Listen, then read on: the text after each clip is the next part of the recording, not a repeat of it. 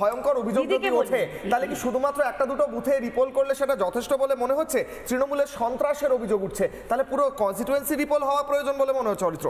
দেখুন, প্রথমেই আগে বলি যে সাম্প্রতিক বাংলার নির্বাচনের ইতিহাসে এই বছরের ভোট সবথেকে শান্তিপূর্ণ ভোট।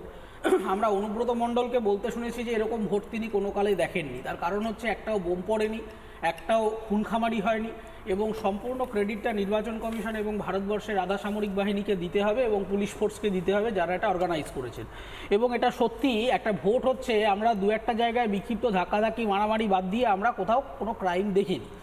কিন্তু বিষয়টা হচ্ছে যে আপনাকে বুঝতে হবে যে ডায়মন্ড হারবারটা কেন এরকম ফেল করলো। তার কারণ ডায়মন্ড হারবারে ক্রাইমের মডেলটা সম্পূর্ণ অন্যরকমভাবে এখানে অপারেট করা হয়। এইখানে এই জাহাঙ্গীর এবং বাহিনী তারা এর আগে যেটা করতো সেটা হচ্ছে বিভিন্ন লোকেদের ভোটার কার্ডটাই কেড়ে নিত, কেড়ে নিয়ে বলতো যে আপনি ভোট দিতে যাবেন না।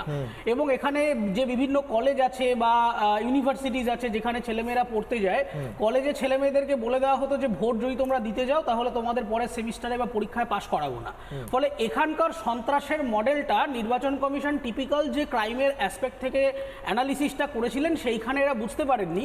এবার আপনাকে বুঝতে হবে যে ইভিএম এর মধ্যে এই যে কালি লাগানো, টেপ মেরে দেওয়া, তার মানে এটা বুঝতে হবে যে আজকে এত কড়া নিরাপত্তার মধ্যে তাতেও যদি এরকম 70-80টা বুথে যদি এরকম হয়ে থাকে, তাহলে যখন এতটা কড়াকড়ি ছিল না তাহলে সেখানে ডায়মন্ড হারবারে কিভাবে ভোট হয়েছে এবং কিভাবে তারা এত লক্ষ লক্ষ ব্যবধানে জিতেছেন। এবং আমার কনক্লুডিং রিমার্ক এটাই যে এটা মাথায় রাখতে হবে যে যারা ওখানে পোলিং অফিসার থাকেন তাদের সিকিউরিটি আগে এনশিওর করতে হবে। তার কারণ অধিকাংশ ক্ষেত্রে পোলিং অফিসারদের ওপরে কিন্তু থ্রেট করবে জাহাঙ্গীর এবং বাহিনী, যাতে ইভিএম ট্যাম্পারিং থেকে শুরু করে ভোটারদের পুরো অপারেশন থেকে শুরু করে সমস্ত কিছু ভেস্তে দেওয়া যায়।